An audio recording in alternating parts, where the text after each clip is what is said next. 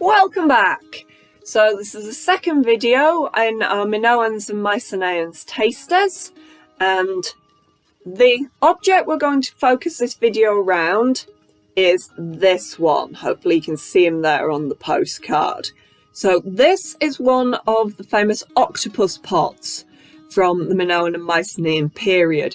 This one is Minoan.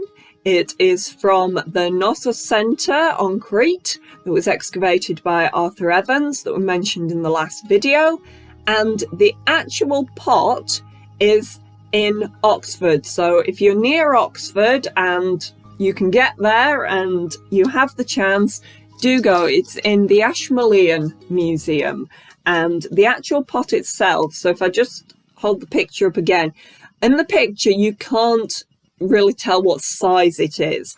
It's big, trust me, it's a really big jar.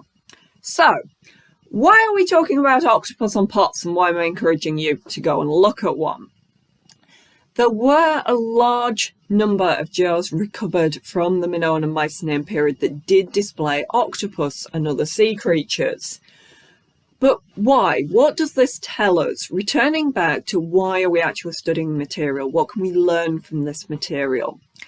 Well, other than the very obvious, they knew what an octopus was, it also gives us some idea that the proliferation of octopus and other sea life presented in their art actually confirms what we would suspect with them being on the island of Crete, that the ocean and the marine life within it was actually very important to the Minoans, that it actually provided food, it provided potentially maybe entertainment, though that's slightly debated, it's less of a direct topic.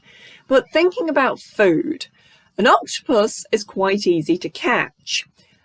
An octopus likes to hide, so all you need to do is learn to pop a pottery jar underneath the water. The octopus will find nice hidey hole, it'll go in, divers or people holding the jar up by ropes can then collect it with the octopus inside. This is usually done by divers. So we believe from this evidence that quite early on in the Minoan culture, octopus were actually forming a good part of their diet. If you think of any other reasons why might the octopus have been so significant in their artwork, particularly on pottery? One of the things that students in the past have noticed is how decorative they can actually appear. Because the octopus has his 8 different tentacles, he's got his elongated body, you actually have a creature that wraps around a whole ceramic for decorating it. So they're actually something that you can create a lot of intricate patterns with. I just want to briefly show you as well another example of an octopus pot. So this one is actually Mycenean. So this is a Mycenean example. It's actually in the British Museum. It's part of their permanent collection. So again, if you're near London, you get the chance to have a look at this one. And this one, even more than the last, shows how all the tentacles have been actually used and spread out to create this creature decorating the jar.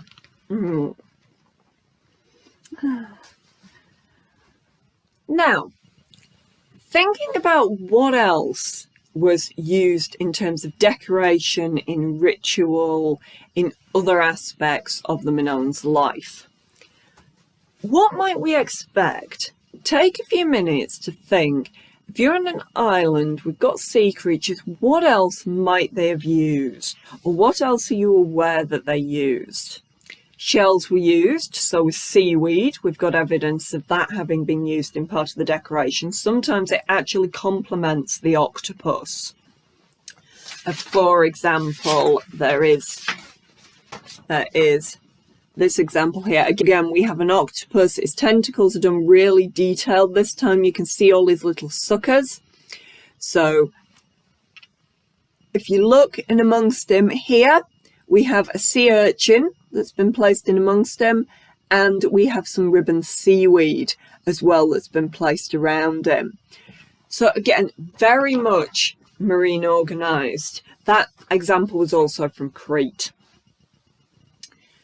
So we're dealing with a culture that clearly has a very big connection with the creatures of the ocean, with the ocean world, an excellent food source right on their doorstep. Just at the end of the video, what I'd like you to think about is why there might be so many of these octopus creations.